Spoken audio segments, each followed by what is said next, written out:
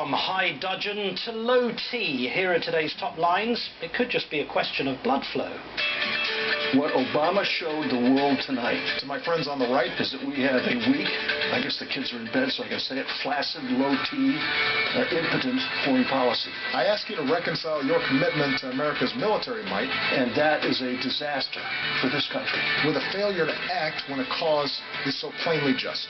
He's not made the sale to the American people. It's embarrassing that our president is so confused. President Obama now asks us to be allies with al-Qaeda. I found that speech tonight to be in Such pathetic weakness and wimpiness. a president who does not know strategy. A targeted strike to achieve a clear objective. Worst of all, it distracts us from things like the Benghazi. What happened in Benghazi? What happened in Benghazi? The jack-in-the-box called Benghazi. Benghazi Gate. The one the Republicans love to bring up. You don't hear the president mention Benghazi. Diplomats who serve in dangerous posts, as we saw this day last year in Benghazi. Like an old vaudeville, like, let's pull out the Benghazi dummy. Putin has time after time after time made Obama a monkey. Oh, Putin gets the credit. If we caught Charlie Manson, who gives a who gets the collar? I am merely speaking the truth here. I get that Fox opposes the Syria peace plan because its modus operandi is to foment dissent in the form of a relentless and irrational contrarianism to Barack Obama and all things democratic. As I always do. To advance its ultimate objective of creating deliberately misinformed body politic whose fear, anger, mistrust, and discontent is the mana upon which it sustains its parasitic, succubus-like existence. I don't mean to laugh, but it's embarrassing. I blacked out for a second. Was I saying something? This show is a review of the reviews, as it were. Been watching politics for 10 years. This is my manifestation of trying to make real the idea of blogosphere.com back in 2004. Yeah, that was me. Didn't do anything with it. Went and joined the law firm. All right, and you may notice that a lot of the reviews, well, it seems to be quite oriented towards MSNBC. Well, there's a reason for that. One, we get to keep alive the Keith Olbermann tradition of paperwork in your camera face. But seriously, more importantly, MSNBC is the only cable news network that I know of and have seen. And I used to watch Fox News quite a bit years ago when blogosphere was in my mind. And I wrote many a treatise on the current issues going on back then. But they are the only network, MSNBC, again, whom has, or that has, Republicans on point. Scarborough country until the Imus debacle. Now he's on in the morning, and that's like, 3 to 6 in the morning here, Pacific time. So I don't get to see him as much. But you got S.A. per se, per se, on the cycle, and they have plenty of Republican guests on it. They even used to have Laura Ingraham and Ann Coulter on there. This is MSNBC. That's why we cover them. All right, so they're on every day. They have such great material. My intent is to try to bring these things to you, in case you missed them, for posterity's sake. And so you may be asking, well, the Tai Chi, well, you're not demonstrating martial arts. No, the Tai Chi martial art came long after the Tai Chi. The symbol of the yin and yang, the origin of yin and yang is right here, the Tao Te Ching by Lao Tzu. I wholeheartedly recommend it as reading for anybody of any faith because it's the only book that's given me peace.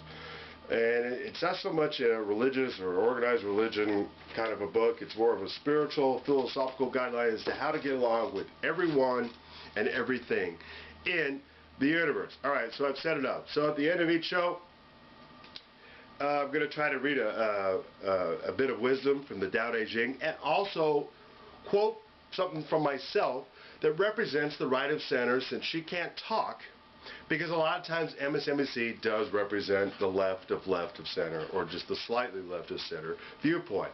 The only Republican talking points you might get is vis-a-vis the guests. So I'm going to prove that I'm a little bit right of center and present things to you. Kristen Ball, who of course is my colleague and the co-host of The Cycle, and political strategist Angela Rye, and Jonathan Capehart of The Washington Post. John, September the 11th is supposed to be a day that's considered above and beyond politics, and yet some people, especially those who really, really dislike the incumbent of the House outside which you're standing, they just cannot let go of their hatred for even one day, can they? No, they can't. I mean, hating the president seems to be a 24/7, 365-day-a-year affair for some of those in the Republican Party, which is really unfortunate because if we all remember 12 years ago, right around right now when sort of the reality and the horror of what hit was settling in, we came together as a country, put politics aside, and rallied around each other to figure out what do we do now, how do we respond, and how do we get beyond the attacks that happen not only in New York City but here in Washington and in a field in Pennsylvania. Yeah, I should point out that Angela Rye has not been able to join us, but she will in the days ahead. Crystal, to John's point, when that happened 12 years ago, there was a sudden outburst of bipartisanship and unity, a commitment to resolve a collective problem, an attack on the United States. What's happened to the consensus? I mean, we really gave George W. Bush a blank check at that point, whether we voted for him or not, whether we agreed with his policies to that point or not. We said, what can we do as a country? And that blank check was destroyed. They lied to the country. They abused the trust of the office. And so now here we stand, and we're not stronger. And for all the bellicosity of their actions and all their aggression in the world, we are not in a stronger position. So I think the public is much more reluctant in that way. And I also think that we saw Democrats at that time acting in good faith based on the information that was being presented to them. You see a lot of Republicans this time who are trying to find any reason to oppose the president, any reason to undermine him, even though they would have supported the same plan under any other president. And what was your reaction to hearing some of those people on Fox News whose own personal credentials have been largely discredited now? Well, I thought the comments about, you know, our foreign policy is flaccid and has low T by Oliver North, it sort of says everything about the very simplistic view of the world, that the answer to everything is might and aggression and testosterone. Not to mention the sexist nature of those comments, that I guess no woman not having that level of testosterone could ever be an adequate commander-in-chief. Absolutely. John? Yeah, I agree with everything that Crystal just said. I mean, it's really sort of mind-boggling to me, the number of people out there who are trying to portray the president as weak. The president who went after, got, and killed Osama bin Laden. The president whose own party is criticizing him and angry with him over drone strikes and the drone program. The president who is, overseeing an NSA program that is doing a whole lot of things in the war on terror and foreign intelligence, but also might have domestic implications. This is the same person that the Republicans say is weak in terms of national defense. It defies logic. Yeah, well, that's true. Crystal, Texas Congressman Steve Stockman refers to the president's Syria plan, and I'm quoting him, as folly. Yet he says he'd consider voting for this folly if the president were willing to give back his Nobel Peace Prize.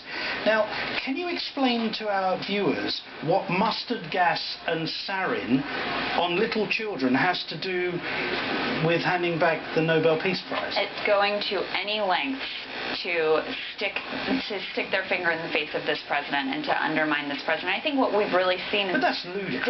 It's unbelievable. And what we've really seen in this debate is we've seen a lot of Democrats who are acting on principle, and they don't agree with the president's course of action. And even though the easy partisan thing to do would be to say we back up the president, they're going through and they're thinking through the debate and coming at it in good faith. There are some Republicans that are doing that too, but there are an awful lot of Republicans who have just taken this as an easy way to thumb their nose at the president, to say we don't stand with him, he's a mess, we don't agree with him, and to score easy points with their base rather than really trying to engage the very serious... No, they didn't lose this. I can hear you. I can hear you, Craig.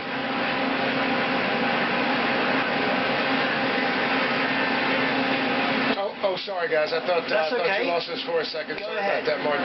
I said two things that really struck me today. Commissioner Kelly, first of all, I asked him point blank, are we safer in New York City than we were 12 years ago? He said, absolutely. There's no question about that. He also admitted something that I found quite striking.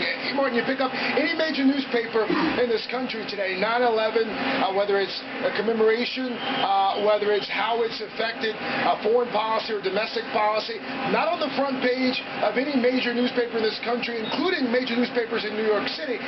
He insists that we have not necessarily forgotten 9/11, but contends that the way we have chosen to remember those who fell here 12 years ago, the nearly 3,000 people who died here and in D.C. and in Shanksville, the way that we remembered them has changed dramatically over the past 12 years. MSNBC's Craig Melvin. Craig, thanks so much. Yep. And I should point out that anyone wishing to contribute to the 9/11 Memorial Museum may log on to 911memorial.org. Stay with us. The day's top lines are coming up, but as we go to break, where once there was dust and ashes, there is now an architectural resurrection as the transformation of Ground Zero nears completion. In this remarkable time-lapse video produced by EarthCam, the construction of One World Trade Center is captured in all its glory, a tribute to the determination and resolve of a nation that was struck by the horrors of terrorism but refused to lie down.